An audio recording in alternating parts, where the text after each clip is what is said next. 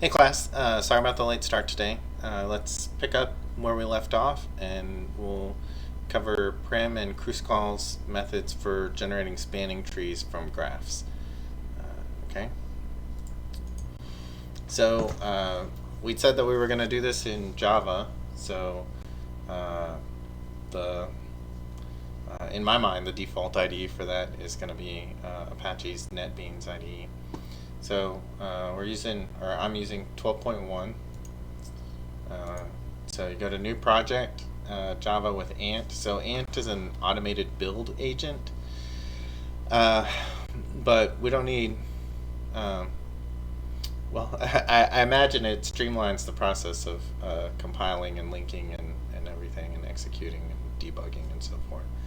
Uh, but there are other options if you're so inclined. But for this example, we're just going to have a vanilla Java application using Ant.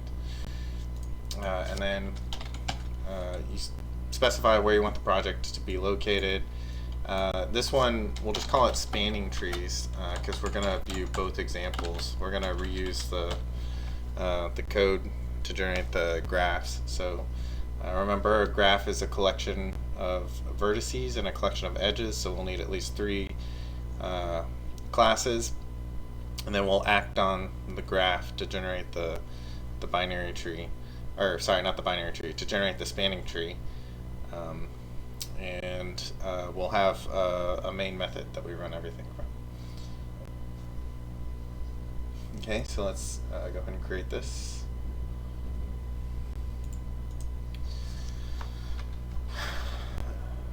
Okay, and so as always, we want to make sure that we can get to hello world. Otherwise, we're not going to have a whole lot of success.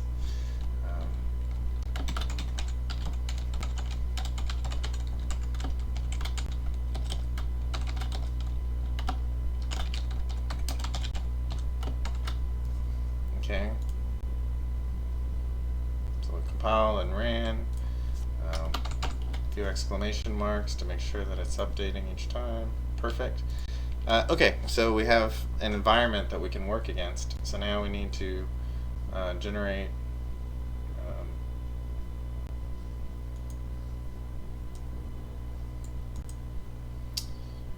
so now we just need to generate what we need. Okay. So we know we're going to need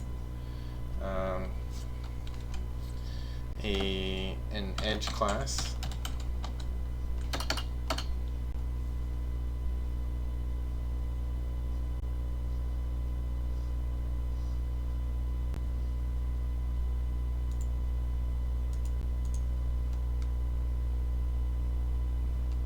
Hold on.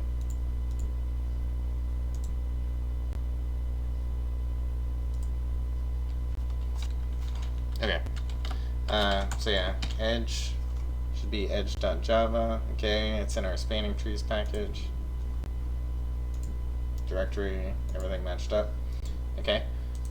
So we're also going to need a vertex class.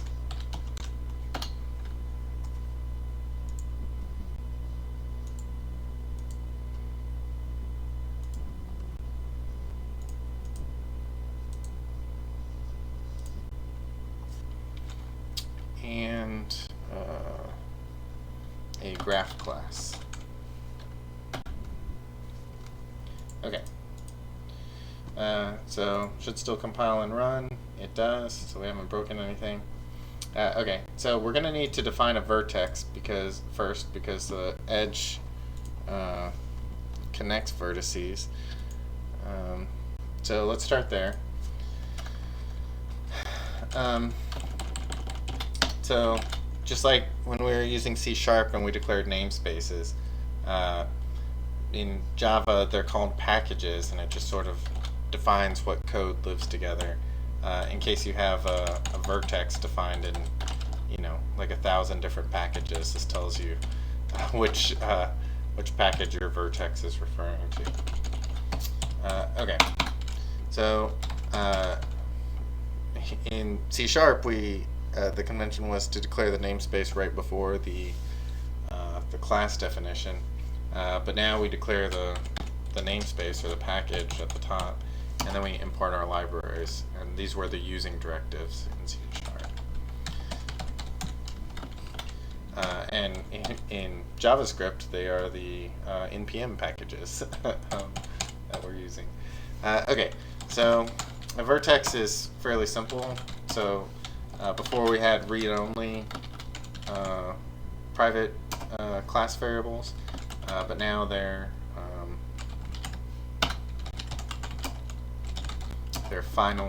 finalized declarations.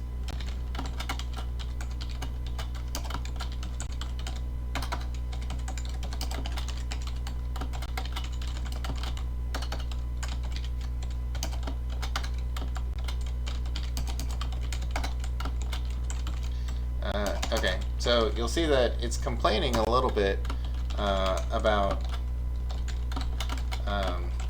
the edges, because I've declared it as taking this dynamic type of edge. Well, actually, edge has been declared. We do have a class definition for it. It's just completely empty.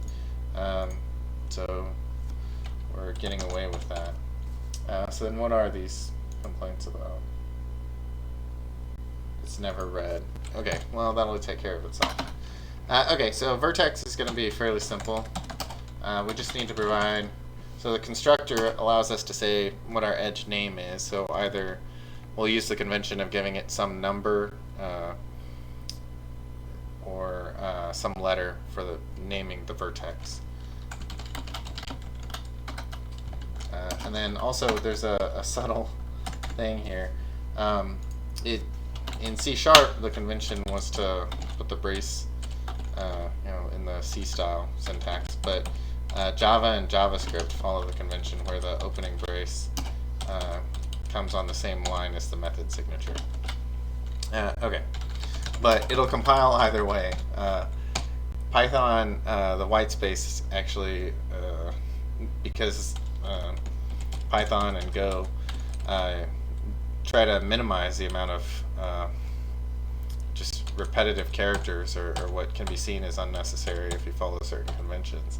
The white space actually dictates where you are in your level of code. It dictates the scope. So in those languages it matters, but here you can get away with either. But typically, when in Rome, do as the Romans do. So that's the convention.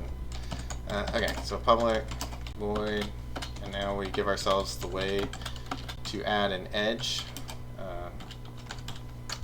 Okay.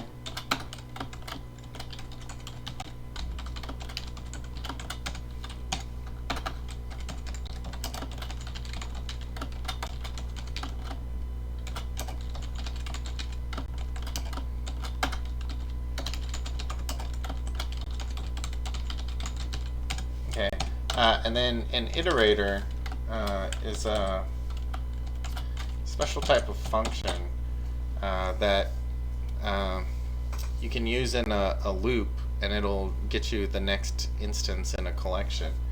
So each time we call next on the iterator, it'll give us the next edge in the collection.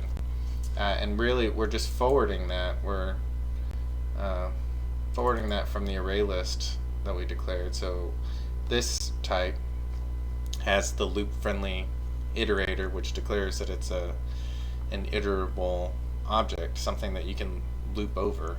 That's the whole purpose of it. And we say that whenever that it's housing types of edges, so that we can appropriately cast this, and then we're working with edges instead of some generic object. Okay. So, and then as per usual, our Tostring method to make sure that when we print out, we get some description of the object we're dealing with. So we're going to use a formatted string.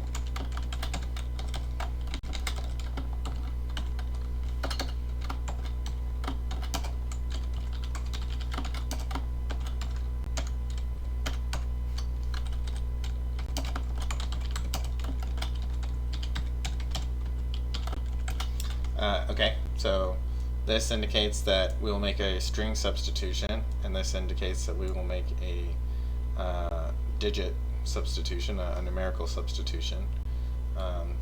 So the first one will be the name, and the second one will be the number of edges in the collection, right? And that agrees with our definition of degree for the vertex. Okay, so then now we need to declare edge.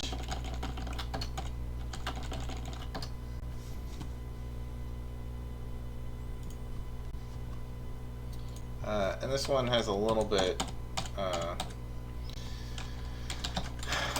more to manage because it has a source and a destination.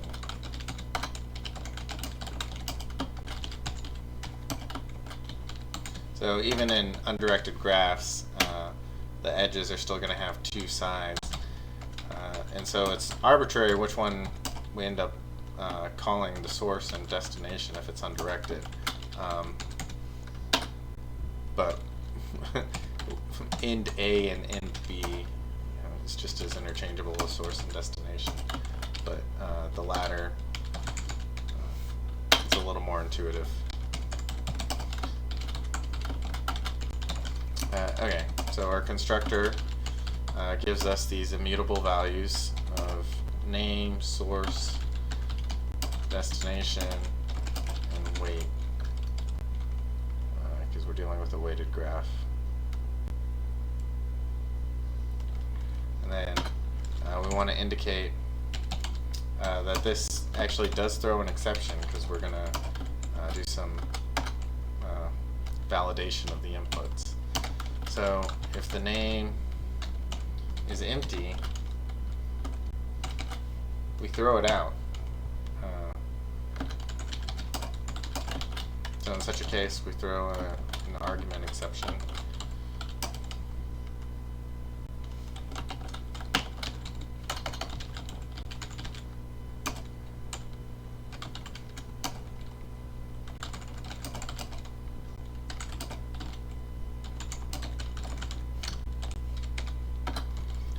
Okay, so we insist that there be at least one character in the edge's name.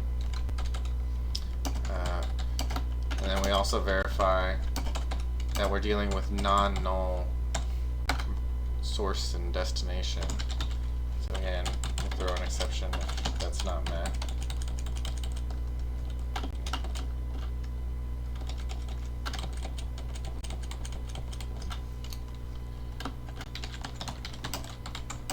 And a message indicating why we're throwing an exception if it comes up.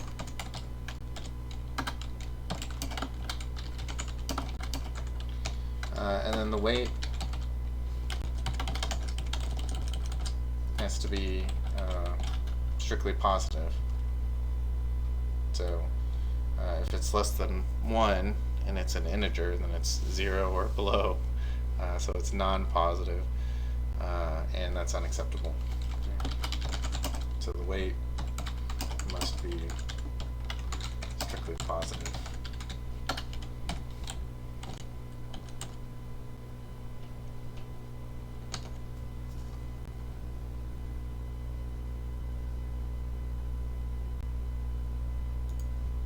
Okay, and then it's saying that we haven't initialized anything yet. Okay, so we have our immutable variables, so we're initializing, and they have to be initialized either during the declaration, the initializer stage, or during the constructor. And only one of the two. You can't initialize them both.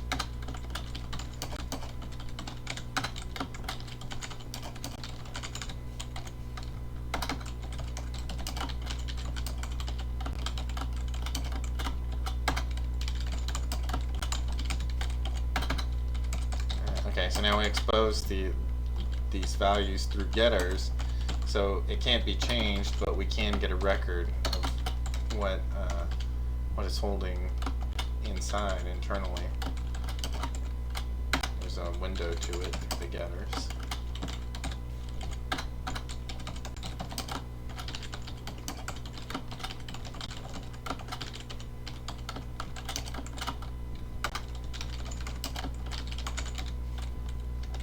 Oops, sorry.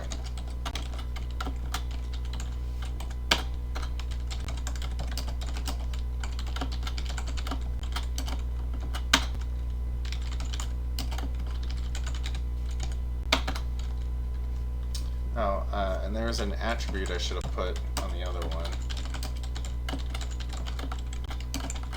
We'll deal with that in just a second. So again, we're going to use a formatted string.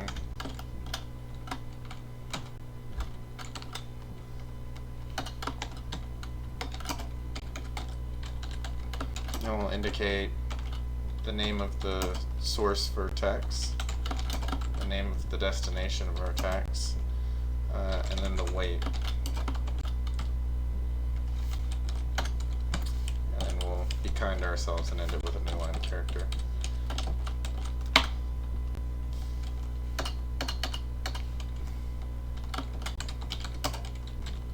So then we pass in those values.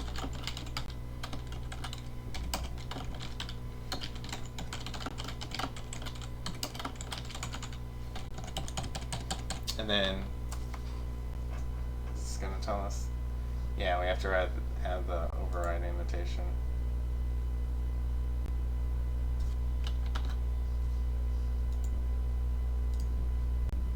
Okay, so we need to do that there, and then again over here. Okay, and so that's to ensure that it's detected that this method is an override whenever it builds up the the virtual tables. Okay, so polymorphism and inheritance and object-oriented programming is nice, but it needs to be maintained. And so I don't know a good deal about necessarily what this annotation is doing. But it's nice to keep in mind whenever you're working with these other languages that there's an override table essentially. So there's whenever you build an object, everything inherits. When you declare a class, everything inherits from object, but it's possible that it may inherit from other things as well. And so there's this chain of all of the different things that a particular object might be. And the runtime keeps track of that, and then it makes sure that whenever a method is invoked, that it's invoking the appropriate method, and when possible, it goes all the way down the override chain and calls the last one. But sometimes you'll use an interface or something to mask some of the other definitions. So it could be possible that that same method is implemented multiple ways, and you have to get at it from the interface side of it as well. So there's a bit of a jumble in terms of when to execute which method, and that's kind of the spirit behind polymorphism, and maybe we'll take time to do that. But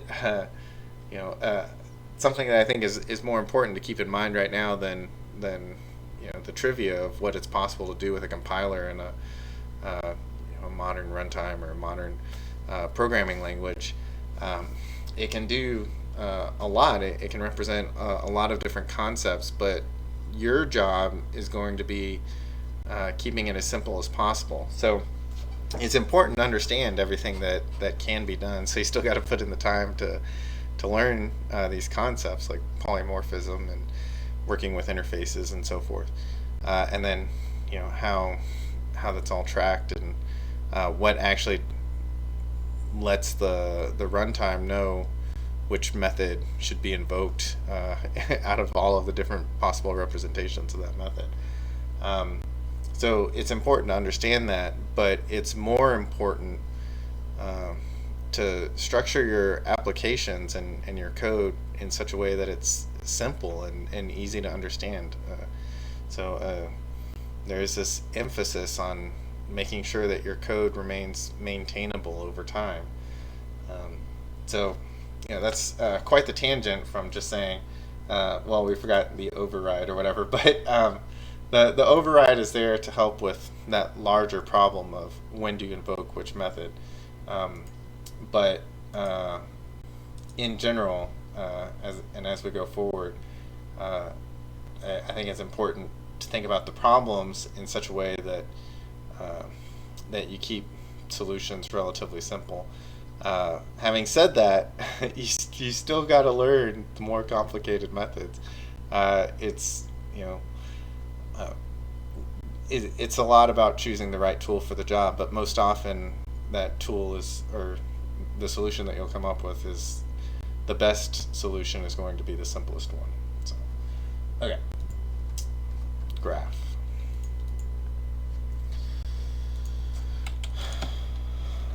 Okay, so we're dealing with collections again, so collections of edges and collections of vertices.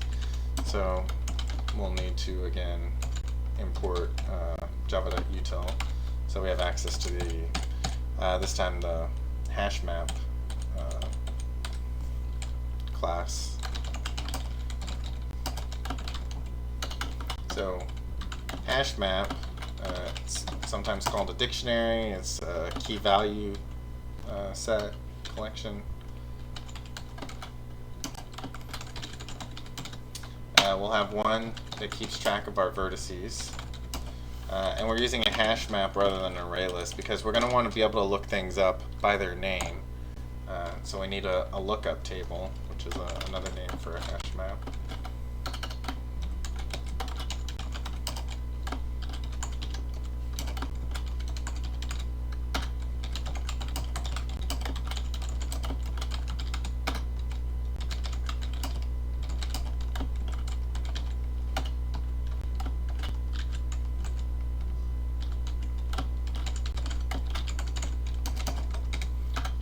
Okay. And so these last two are helpers, and you'll see exactly how they're helping.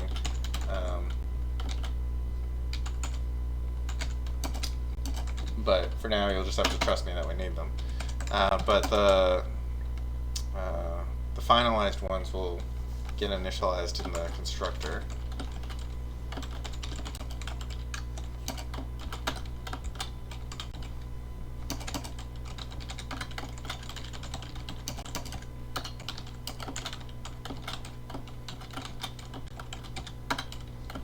And you'll notice that I don't wait until they need to be used to create these objects. I create them as soon as the class is instantiated.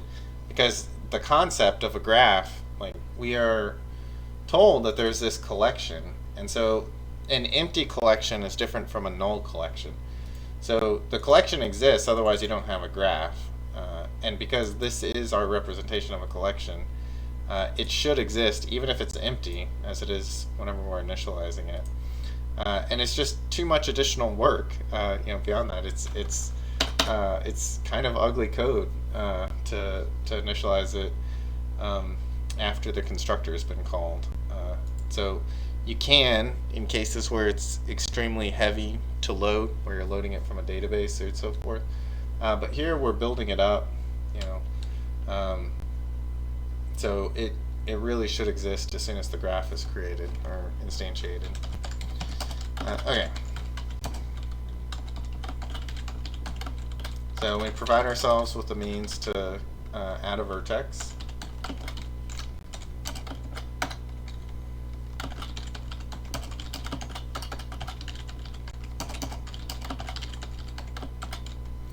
And so all we're given is the name of the vertex, but that's really all we need. But notice that whenever we're adding a vertex, we don't pass the vertex in. We allow the graph to create it and manage it and everything. So that's a design choice. You can do it another way, but I just happen to think that this is the simplest way.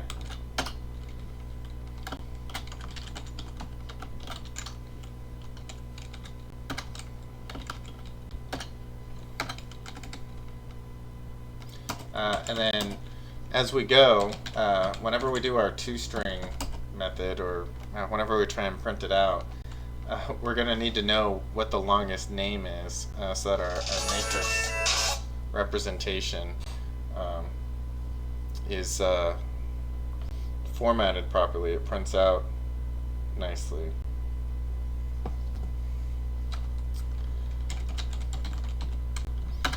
So we'll keep that in our max vertex string length. And we'll have this intermediate variable to help us with the comparison.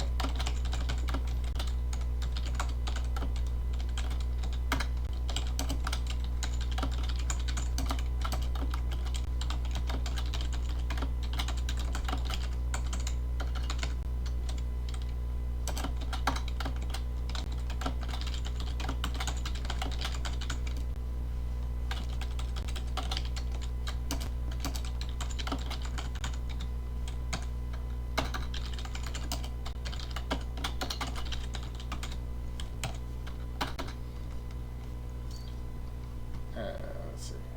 Oh, vertex. No. Vertex ID. Oh, it already was a string. So, okay. Okay. So now that we have a means to add vertices, we need to allow ourselves the possibility of creating edges. Well, an edge is a connection of two vertices. So again, we're delegating the work of creating the vertices to our graph, which is really a graph builder as well as a graph. But that's fine. It's fine to add that functionality because that's kind of what the methods do. They act on the object, they change it. But sometimes you reach a point where it's desirable to move some of the function definitions into a more specialized class. Like if this was starting to get long, if it was getting to the point where it was, you know, a few hundred lines long, then maybe it would make sense to separate some out and have some specialized class that builds the graph, and then all of the functions that act on it. But even with everything we're about to do, it still won't be all that long. I think this one will end up around 300 lines long. Okay, so we need to define connect vertices, and we may throw an exception under certain cases.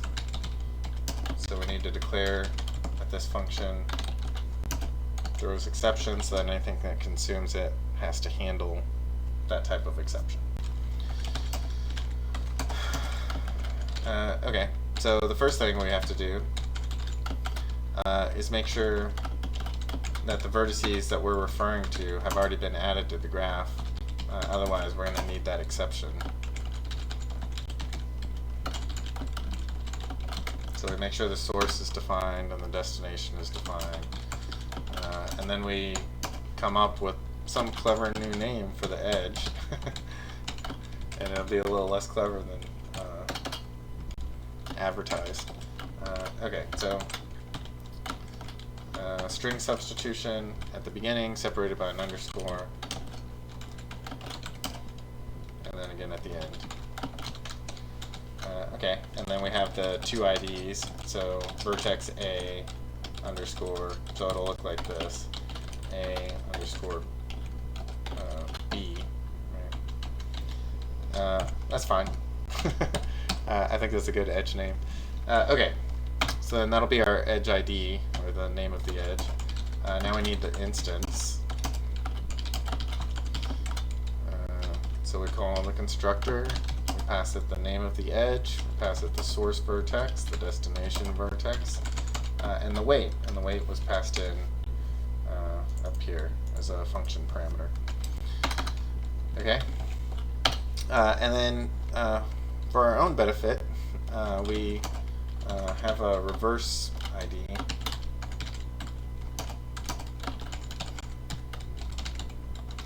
So that whenever we look it up, it'll work if we look up A underscore B or B underscore A, because this would not match this whenever we look it up.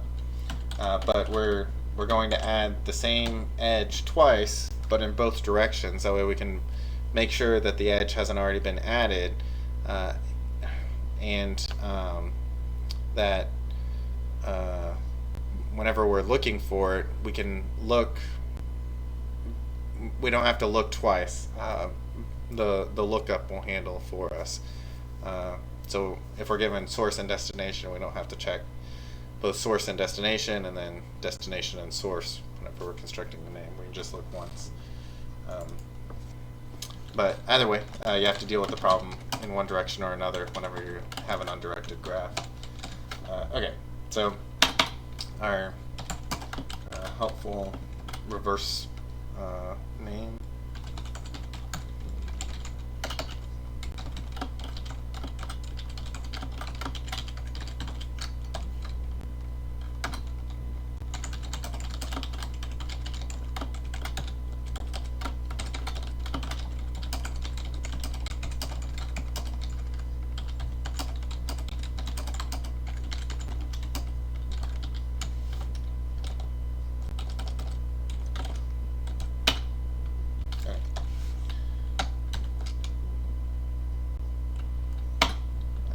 So that just says that if the edge already exists, then even if it's in the reverse order, we still can't do it because we're dealing with simple graphs here. But if you were not dealing with a simple graph, then you would remove this constraint. You can add edges multiple times, but whenever you're generating the IDs, you would have to track the number of, like a serial number of edges connecting those two vertices. But we're not dealing with that, so we don't have to worry about it. So we add our lookup for the edge ID, and then we do the same thing for the reverse.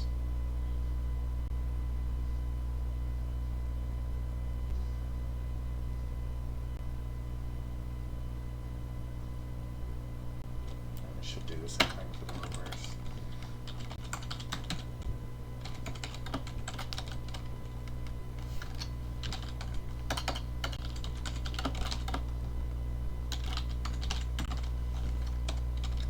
Let's leave this commented out for now. We'll see if it's treated later on. Sorry, much like a baking show, I've pre-baked a solution, so we should expect this to work at the end.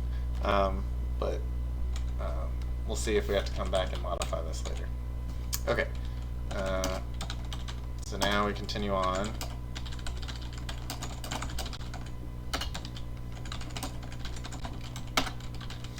So we were tracking the edges because we wanted to track the degree of the vertex in the vertex class.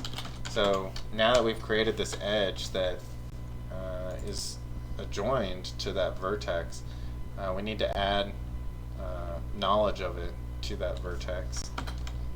So we do it for both the source and the destination.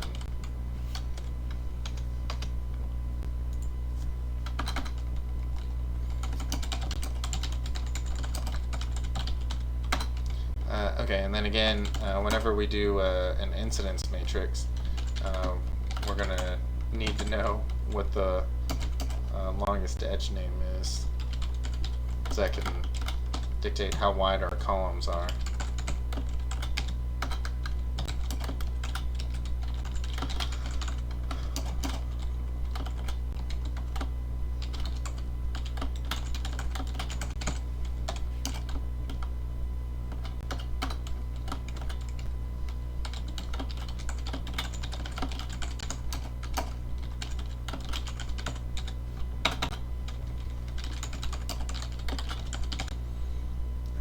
And then we return a reference to the edge that we created. Okay, so there's just a few more general graph ones, and then we'll get to the actual spanning tree part. All right. So now we provide a getEdge method, which is just a simple getter.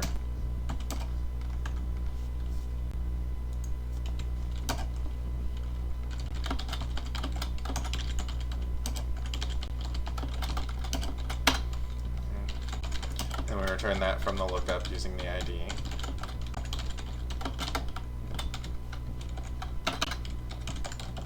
And then we do the same thing with get edge.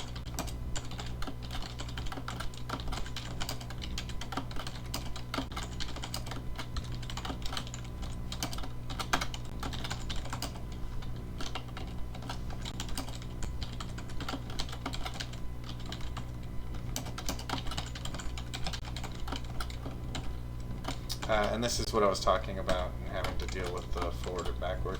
So it's a preference. You can either put it in the lookup twice, once A underscore B and another time B underscore A, or you can look it up twice whenever you're doing get edge. So we'll leave it here, but if you wanted to do it the other way, this is why. And then we'll see later on, whenever we're counting edges, why the decision was made to leave it in get edge, and it's because our collection of edges, our lookup, wherever that is,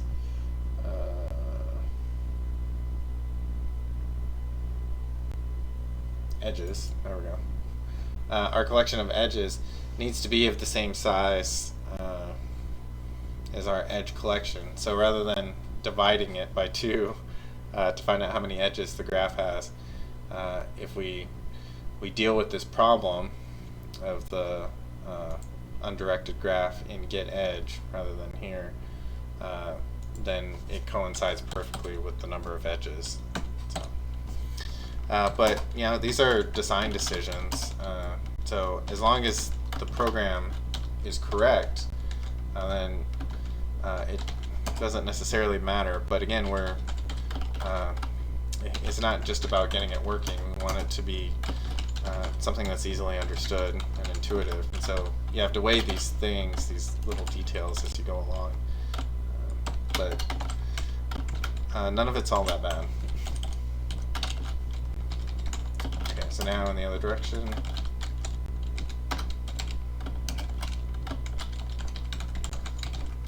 And then contains key checks the hash map to see whether or not the key is used.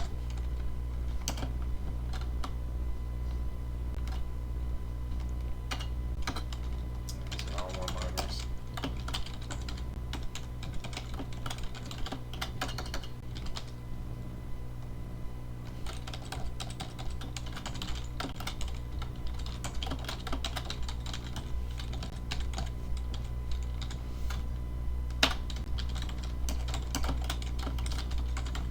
And so again, we're checking it twice, once in the forward direction and the other time in the reverse direction. And if it's found, we return the result.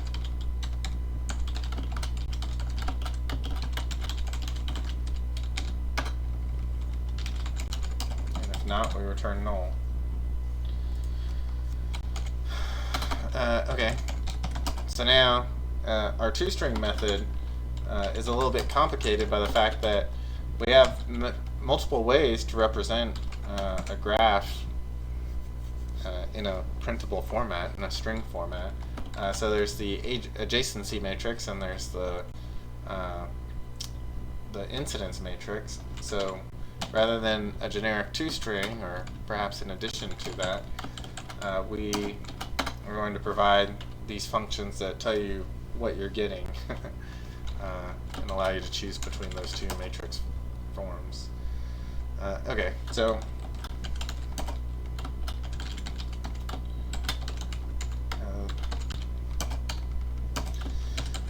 you have to bear with me here. So we're looking for the strings. We're building up a multi-line string here. And so we're going to use a string builder object to do that. But then each line is going to follow, if you think about how it looks on a table. Well, here, let me show you. Okay, so we're trying to create a single string that does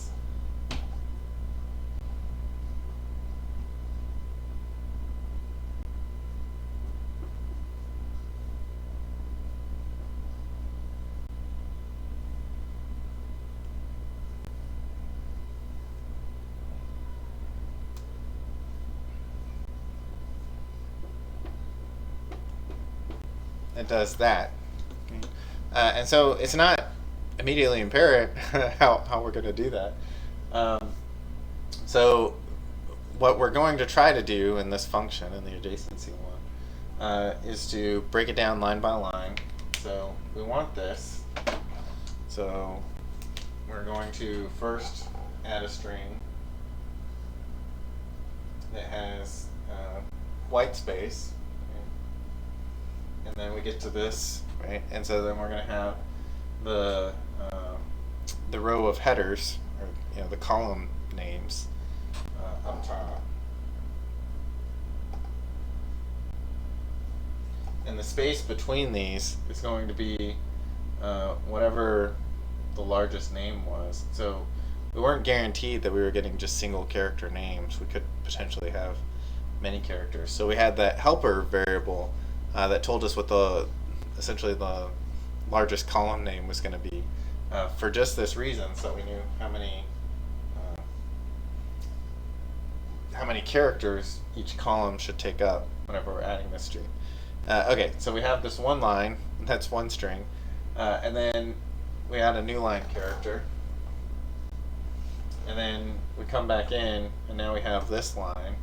So this is the first one, this is the second one, and we can't get these big braces like we can in LaTeX, so we're going to add just, I think, a curly brace or a square bracket, I can't remember, or nothing. We might do nothing, that's simpler.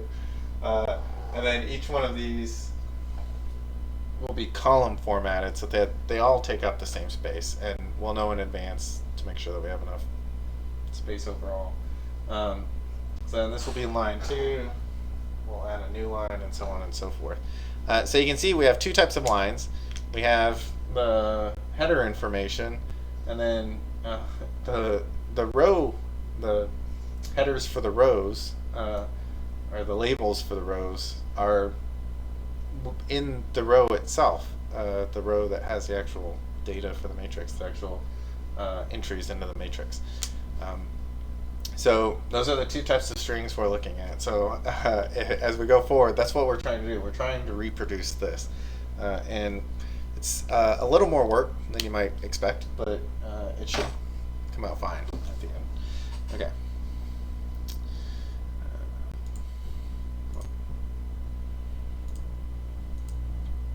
All right. So this is the vertex format string.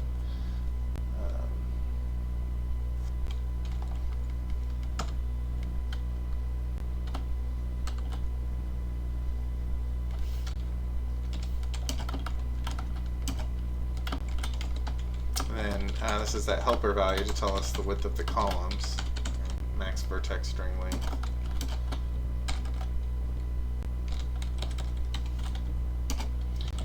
And so it's not exactly clear what we're doing here, but we're declaring that we have this variable and it has a number of characters, say two characters. So it is, before we're making our string substitutions using %s, and so we still have the % and the s. But now we know that we have a number of rows that we need, so at least one character, no more than two, right? Or everything needs to take up exactly this number of characters, whatever the max vertex string length is. Okay, so I'm sure I mangled that explanation, so feel free to check the documentation to verify. But that's the general spirit of what we're trying to do here. Okay, so adjacency.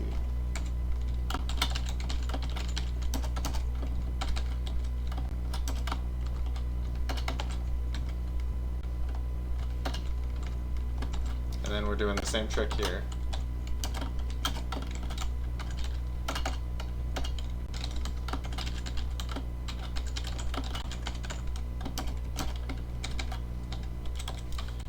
But we're using a digit this time. So the substitution is going to be the weight right? So over here we're substituting in vertex names, and here we're substituting digits. We're substituting in a number that tells how the weight of the edge that connects those vertices. Okay.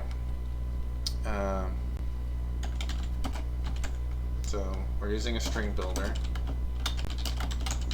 so that we're not creating a million strings, as we concatenate them. And then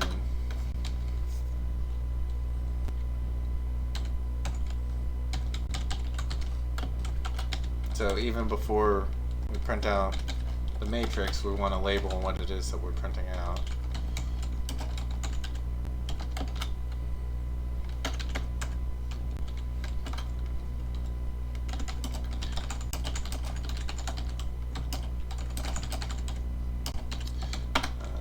Okay, and then we want to label the columns, so we print them on the top row.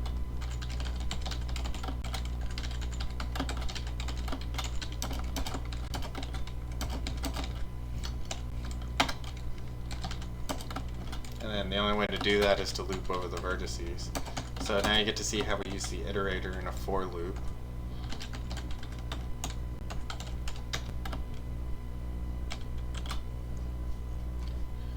And so this automatically calls the iterator. And so we say it's a key value set. Right? So there's a collection of keys and a collection of values. So we say that we want to loop over the values of this. Okay.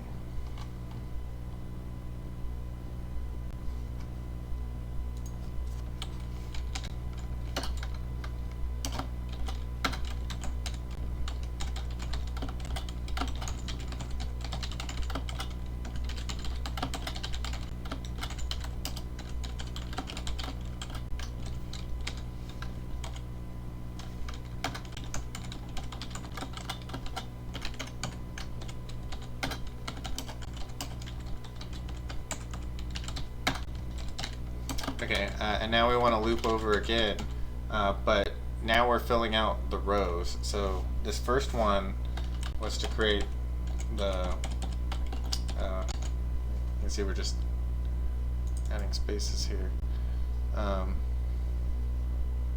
So the first one was to create the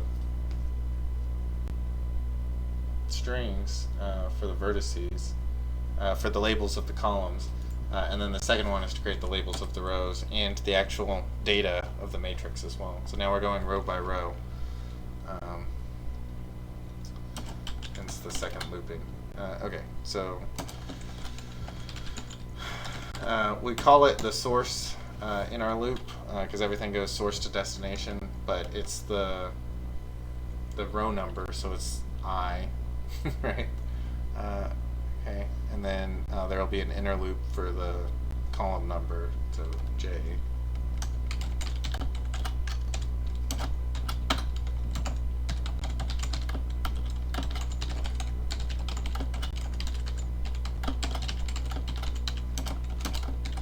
And this is what we'll use to indicate that we're starting the row data.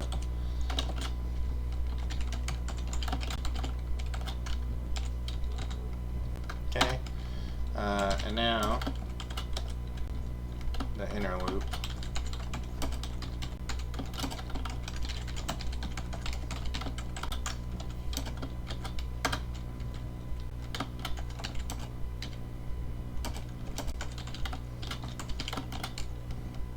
So it's the weight of the edge that joins them. So we call get edge, so we can deal with that.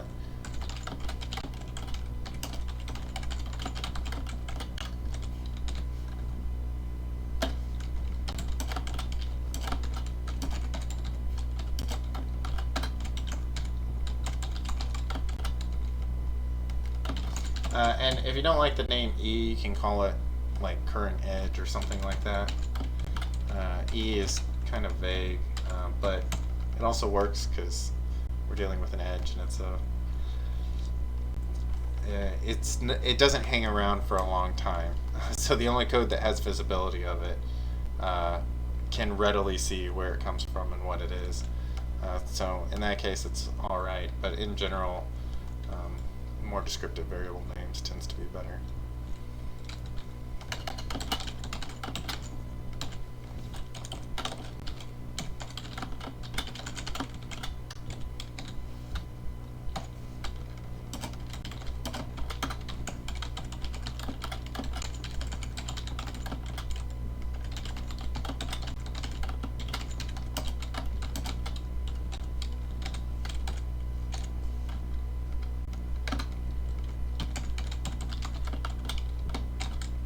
Okay, and then we close off the line.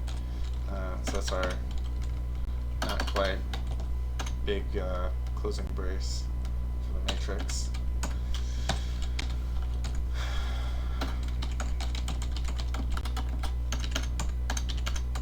And then a couple of extra lines of space. So now you can see that we're going row by row, right? And then within a row we go column by column. Okay. And now we can return our string. And we'll see how that looks in a little bit.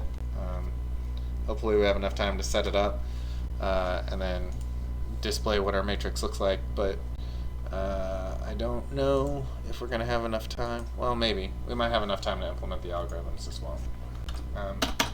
So let's get this far, and then we'll make sure that everything still runs and everything's still good.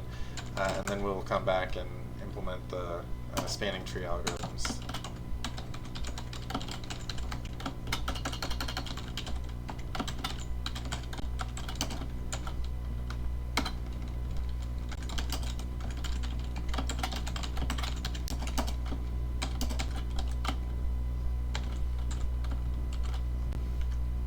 And then we're going to have to do something similar where we have these helper strings, and there's the couple varieties. So we have for an incidence matrix, we have the edges as our columns, and we have the vertices as our rows.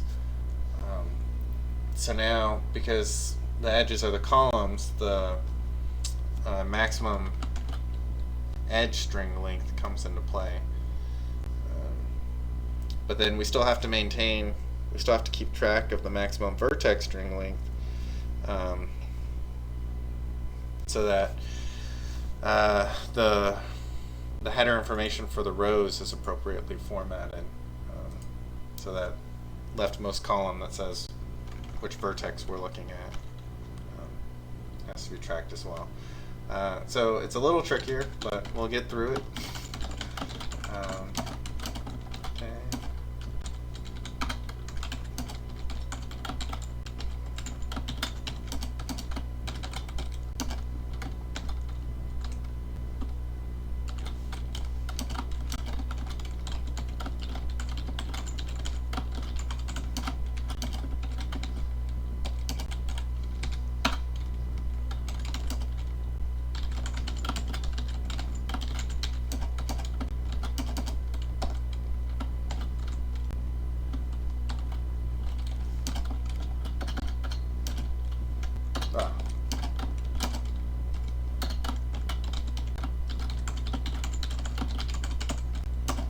And then the weights themselves, we just need to know if one of them is particularly large, whether or not everything else in that column needs to be adjusted. And since we want the columns of uniform length, then just taking into account everywhere.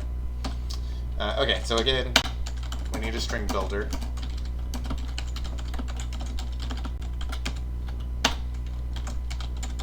And then we want to print out that we're looking at an incidence matrix.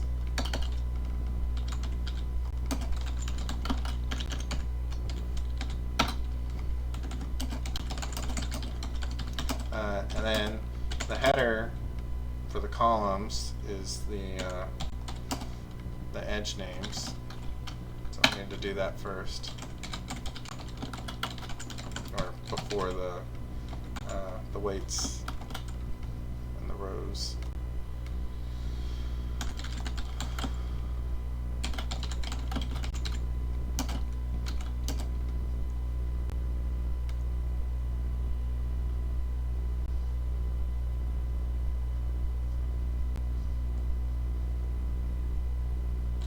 And we're using the vertex format string because that first column, which is blank for the header information on the columns, that space needs to be accounted where we're going to label all the vertices for the rows. So we still have to account for that here.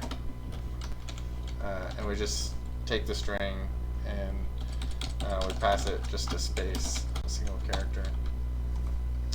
And then, so that'll fill in the white space appropriately.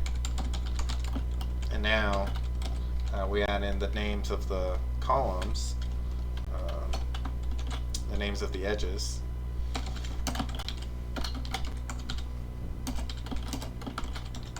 And we do that by iterating over the values of our hash map for the edges.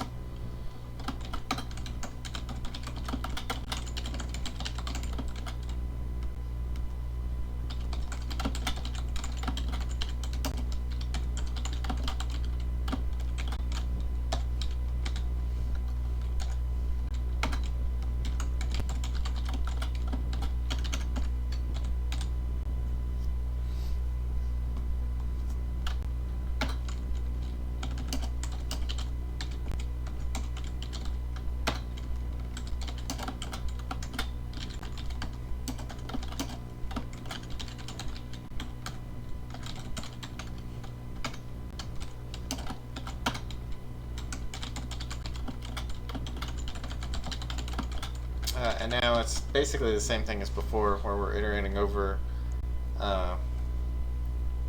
the rows. We're iterating the outer loop by vertex, and then the inner loop, instead of it being vertices again, this time it'll be edges. So we're formatting that. We mark that we're entering the inside of the matrix. Okay, now the inner loop.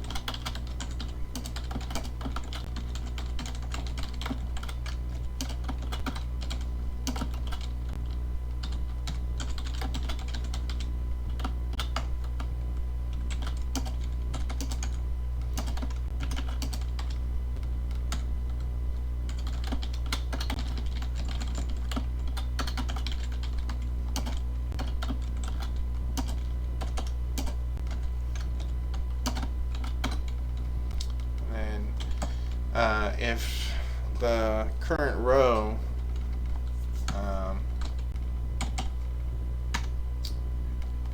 is one of the vertices that the particular edge deals with, then it'll get a 1, or it'll get the weight added. Otherwise, we'll just leave it blank.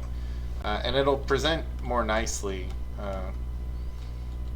because 0 is understood whenever there's no entry for it. And again, we'll see, we should get a chance to see at least our incidence and adjacency matrices before we adjourn.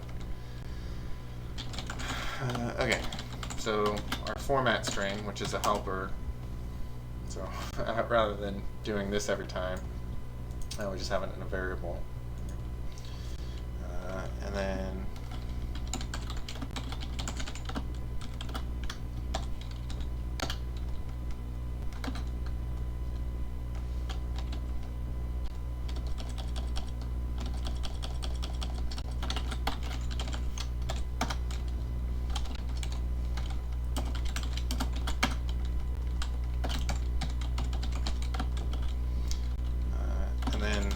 because we have to specify whether we want a string or a number, we actually needed 2 different types of strings, one for whenever we put in white space and one for whenever we put in a number. We could have used just one string if we put in 0, but it's noisy, and while it's the correct representation in terms of its definition, we're the ones designing the solution here, and so if it doesn't present well, then that's our responsibility. So my choice was to use white space.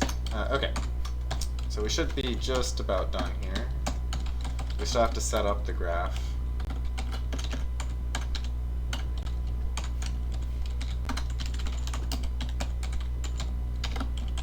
Excellent. Okay, so how much time do we have? Yeah, we'll see. Okay, so now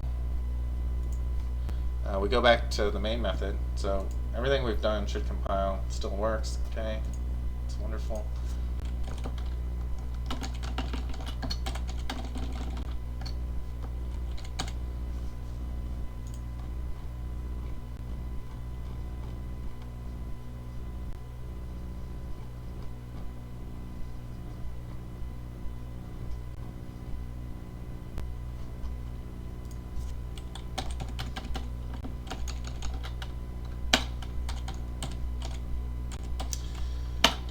Okay, so the first thing, we need to start with a graph.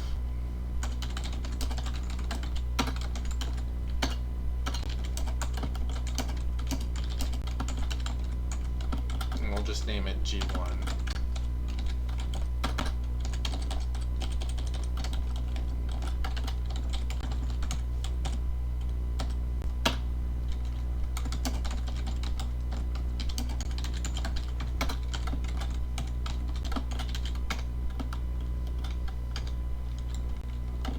And then we'll just name them serially by letter.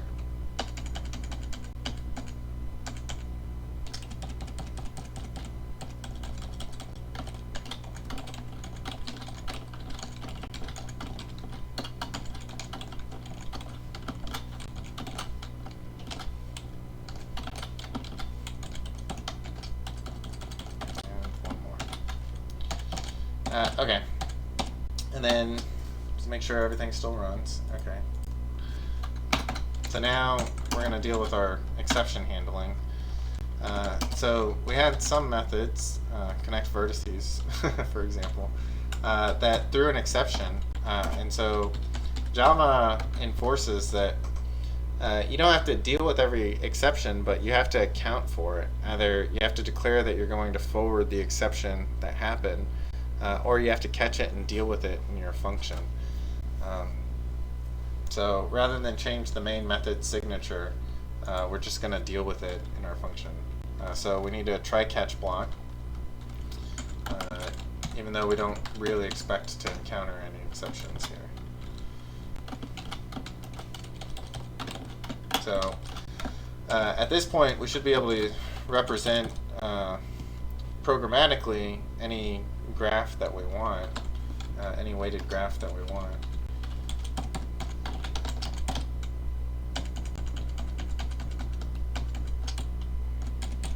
So this example, I think, was taken from the book. I may have made it up. It's definitely one of those two.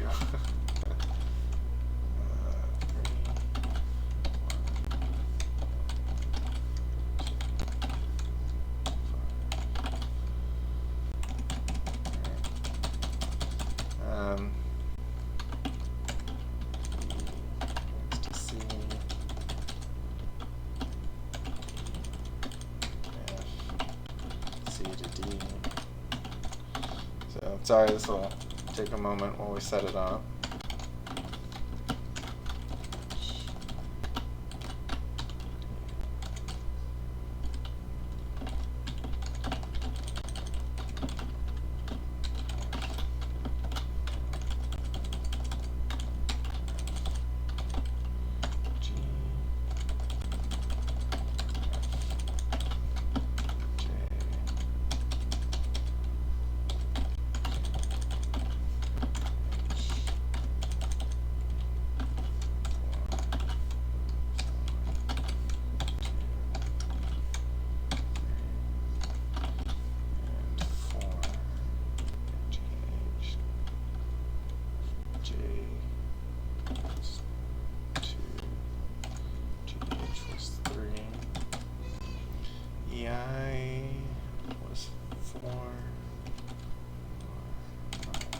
Okay.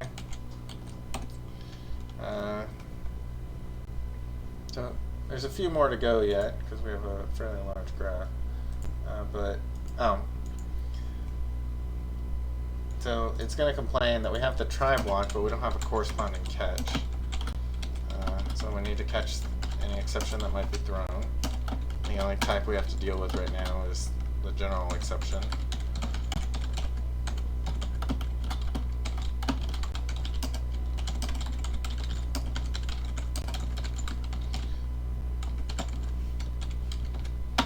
So we just let ourselves know that something happened while we were setting it up.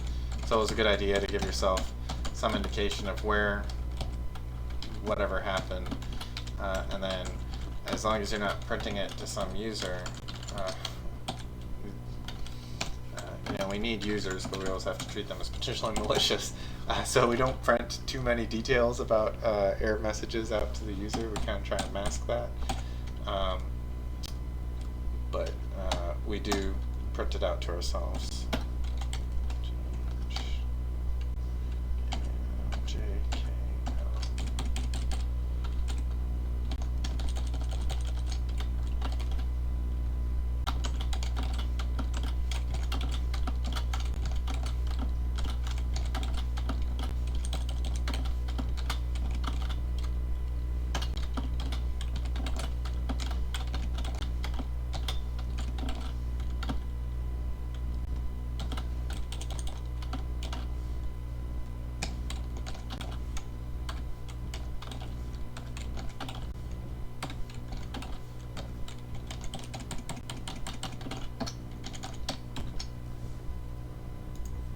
Okay, so now it's accepted that.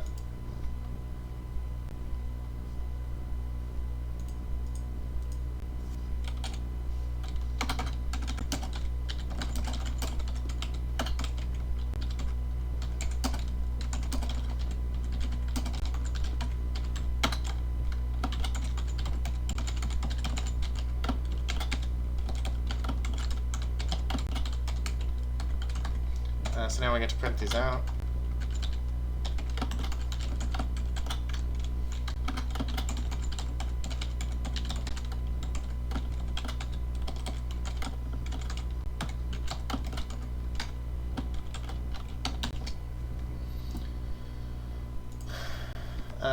And we get to see, we have this enormous graph, but we get to see the representation of it. So it works. We can store it, we can retrieve it, we can view what it looks like, we can print that out. So I think that's enough for today. We'll come back and we'll deal with the actual spanning tree algorithms after the weekend. So have a great weekend, and I will talk to you all on Tuesday.